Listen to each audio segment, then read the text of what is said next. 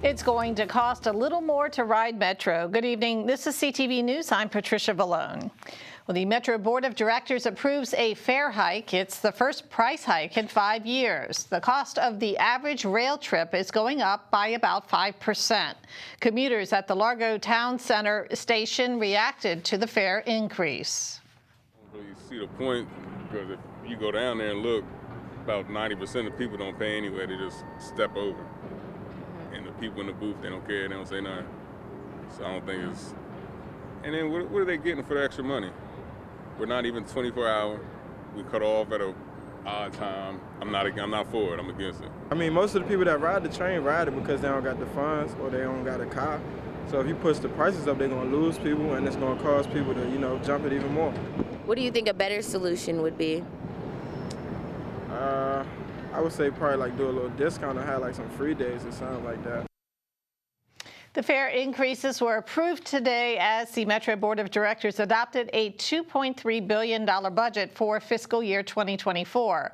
While prices are going up effective July 1st, low-income riders, those eligible for SNAP benefits, will see their fares cut in half. The D.C. region's population bounces back after new census population data showed a decline during the pandemic. But 3 of the 4 largest jurisdictions in the area recorded a second consecutive year of net population loss. Prince George's recorded the largest decline with nearly 9,300 fewer residents between July 2021 and July 2022. Senator Jim Rosapep speculates that the pandemic may have been a factor. Neighbor who I was talking to her last spring, I guess, about her daughter. And I said, so what's your daughter up to? She said, oh, she and her husband are going to be in Chile, the country, for 2 months.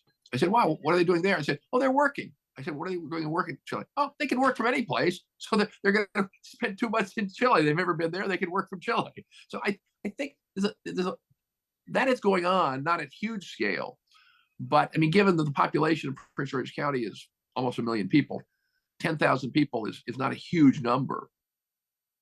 Fairfax and Montgomery counties also experienced population losses between 3,300 and 3,400. In Maryland, Frederick County recorded the largest population increase with nearly 6,700 residents.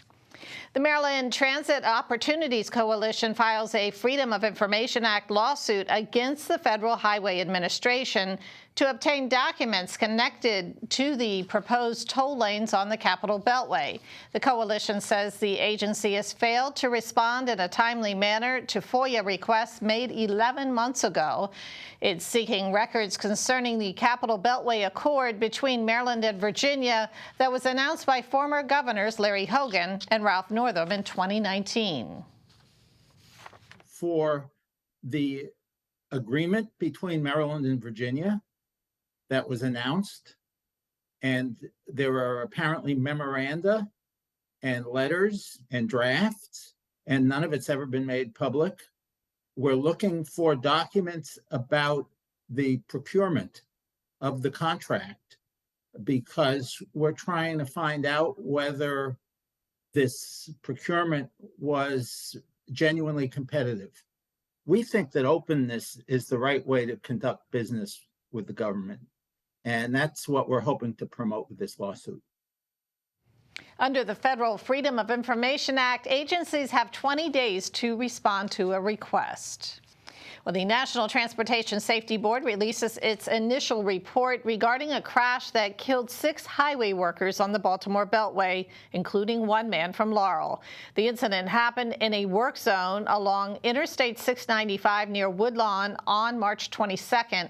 The report states that the 2 vehicles that collided before the fatal crash were reportedly going above the posted speed limit. After the cars collided, 1 veered into the work zone and killed the workers. Maryland State Police and highway officials are also investigating the crash. The latest COVID numbers for our area show a continued decline in cases. Here are the numbers rounding out the week. The Maryland Department of Health has confirmed 780 new cases this week. The county's positivity rate is at 3.4%.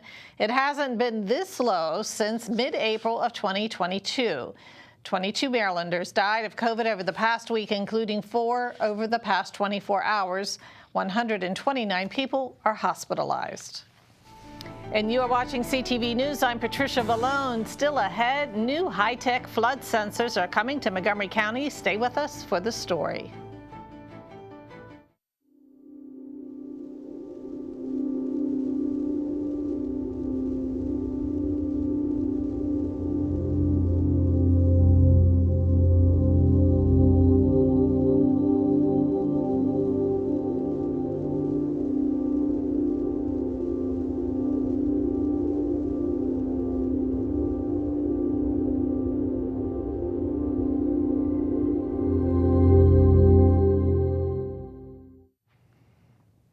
Welcome back. Well, Montgomery County leaders unveiled new high-tech flood warning sensors. 35 flood sensors have been installed throughout the county, including here at Burnt Mills Dam in Silver Spring.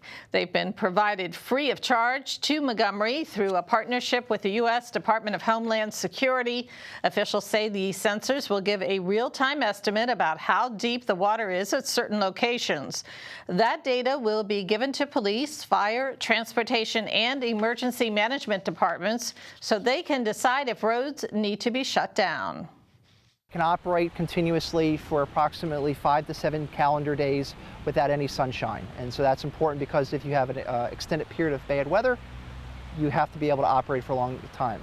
From there, there's a computer inside that will send a signal down these black wires, down through a small hand-dug trench into the stream channel, where there's a little wafer or a transducer that measures the weight of the water, and it calculates that to how deep the water is at this location.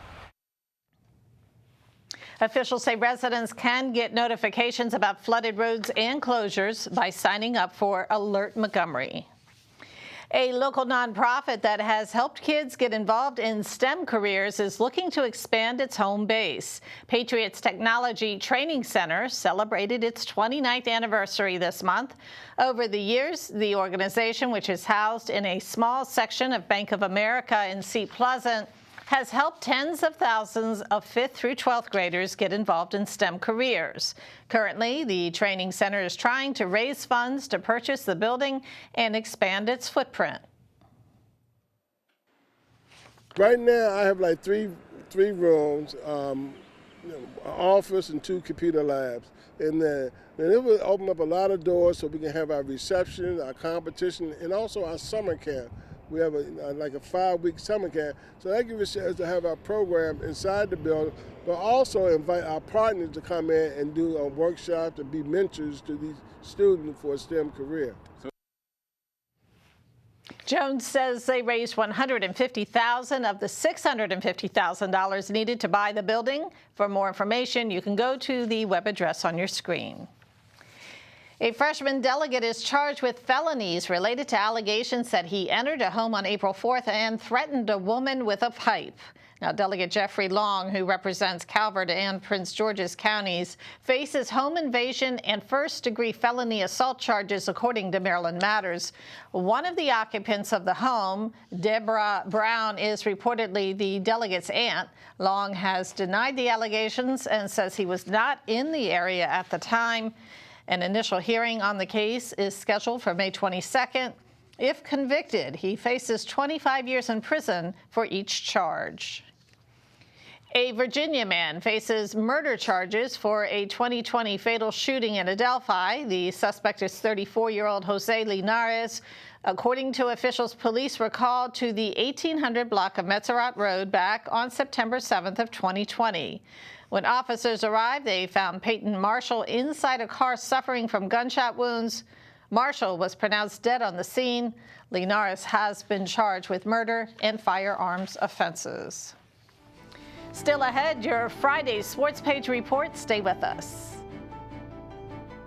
Coming up in a bit, Former UMD guard Diamond Miller and Odell Beckham Jr. speak on how excited they are to join their new teams, and the Orioles come out on top against the Oakland Athletics. Stay tuned.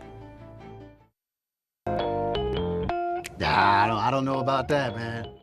Excuse me. Right, Ink? Come on, man. No. Ooh. You're kidding, right? Actually, I do know. I'll text. You drive.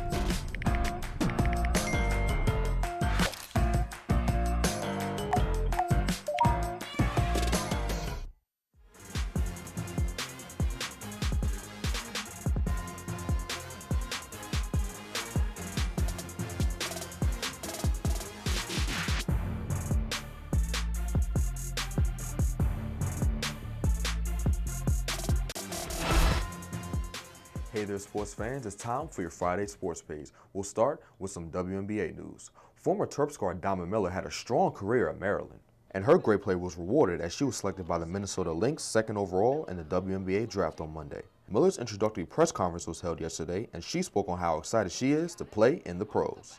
Definitely, like I said, a surreal moment. I've been thinking about this ever since I was little, and it became more realistic when I got to college, and I was like, I think I could compete with these girls, you know? And like going into like something new, you never know what's going to happen, but I know I'm gonna put my best foot forward, so I'm very happy to have a chance to play professional basketball. The Minnesota Lynx open up their season at home against the Chicago Sky on May 19th. Now for some NFL news, wide receiver Odell Beckham Jr. is now with the Ravens. Beckham signed a one-year deal with Baltimore last week. He was out all of last year due to an ACL injury. And yesterday, during his introductory press conference, he said he's excited to get back on the field. As far as the team, I just ready to bring leadership, ready to bring, I've been out for a long time. I had to sit there and watch everyone else play. And I'm just excited to get back on the field, you know, and it's good to be where you're wanted. And, you know, like we said, we've had communication since last October, and, you know, you guys showed me that you wanted me to be here and that I was going to be a very big piece to this organization. So I'm definitely excited about that. And lastly, the Orioles came out on top against the Oakland Athletics yesterday, beating them 8-7. The Birds started the game off strong, scoring 7 times over the first 3 innings. And in the final inning, Adley Rutschman hit a walk-off home run to seal the deal for the Birds. The Orioles take the diamond next against the Chicago White Sox tonight at 7:10. And that is your Friday sports page. Simon Buggs, CTV Sports.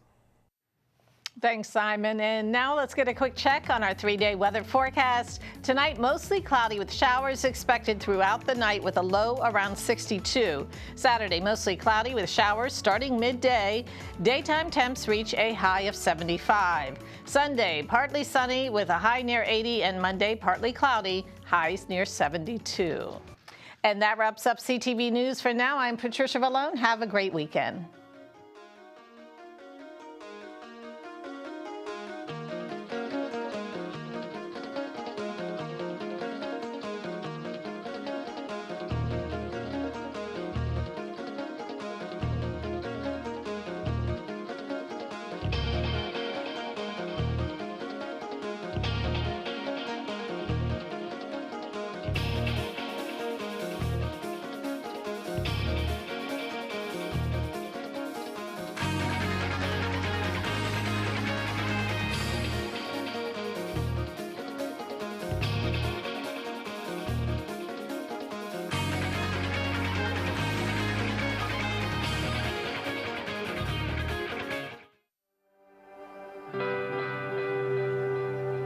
Keegan brings a smile to us each and every day. He warms our heart. He makes us realize what a blessing and a joy we have. That kid's a super trooper. The resiliency, the strength that he's shown. The Make-A-Wish Foundation and the gifting of the hockey rink to Keegan has benefited him tremendously. It's an outlet for Keegan on days when he comes home from treatment. All that he's been through, to be able to know that this is his for years to come and to enjoy. The pride that he has with his smile, it's been pretty cool to watch. Hearing the joy when he's playing and his confidence is growing. When I just get home from treatment, I just come in my ice rink and start skating.